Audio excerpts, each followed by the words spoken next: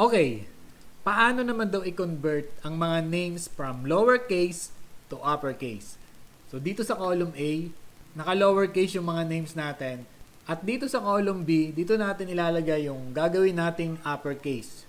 So para ma-convert natin yung lowercase to uppercase, gagamit tayo ng upper function.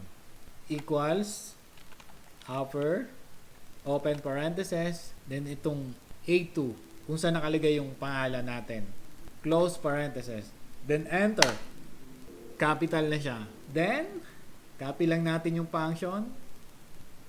And that's it.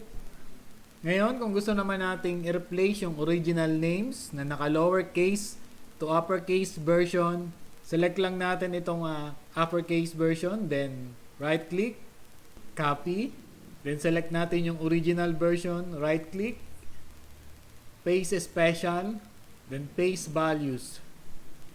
So, ayun, uppercase version na yung ating mga pangalan. So, delete na natin. And that's it.